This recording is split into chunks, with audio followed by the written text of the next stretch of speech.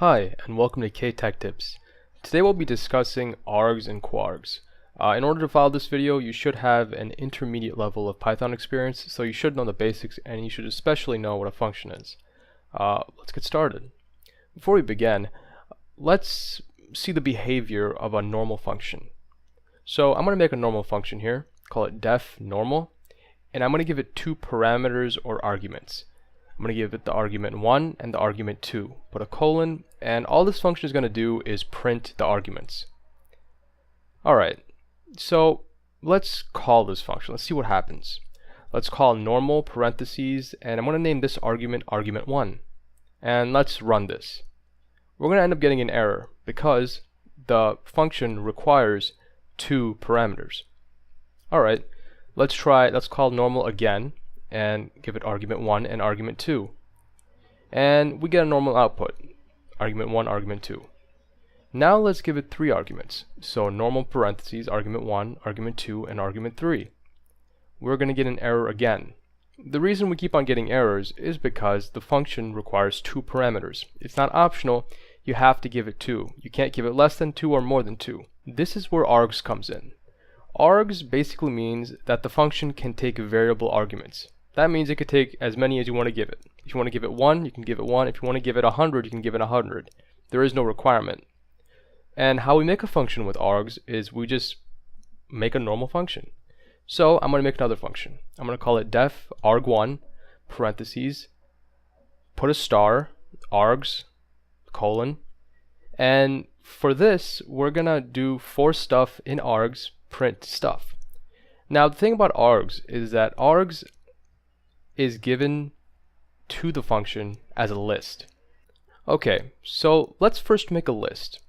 I'm going to make a list called myList equals Honda, BMW, Toyota, Ford, Chevy. Just a bunch of car brands. Alright, now we're going to call the function. arg1 equals star my underscore list. When you're inputting a list directly into an args function, it's important to put the star. If you don't put the star, it's not going to work. And we call the function, and everything happens normally. For every item in the list, it gets printed.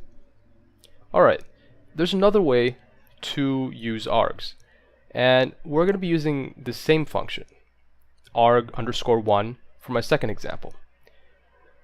We're going to call arg underscore 1, and we're just going to directly type in the values of the list into the function call. So Honda, BMW, Toyota, Ford, and Chevy.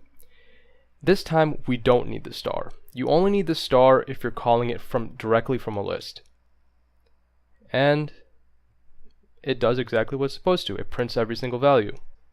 There's another way we can use args, and that is by having some requirements. So we're going to make another function. We're going to call it arg3. Arg underscore 3, requirement 1, requirement 2, and then we're going to put args, and then colon. First we're going to print the first value, and then the second value, and then for everything in the list we're going to print that too. For this one, we are required to give arguments 1 and 2. If we don't give it, we're going to get the same error we got before. So we're going to call arg3, required 1, required 2, and then we're going to put a star and my underscore list, because we're calling directly from a list. And everything gets printed as usual. Now there is another argument called Kwargs. This works similar to args, and that is that it has variable inputs. But the special thing about this is that it requires keyword arguments. That means it basically requires a dictionary.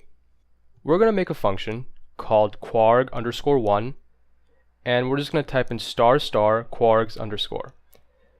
And then we're going to make a for loop that will read a dictionary. So for key comma value in kwargs.items, don't forget the items, people miss it all the time. We're going to print key and print value. This is going to print everything from a dictionary. Now let's make a dictionary. I'm going to call it d underscore example, and it's going to be very simple. It's going to be key 1 and value 1, key 2, value 2, and key 3, value 3. Now we're going to call the kwarg1 function that we made.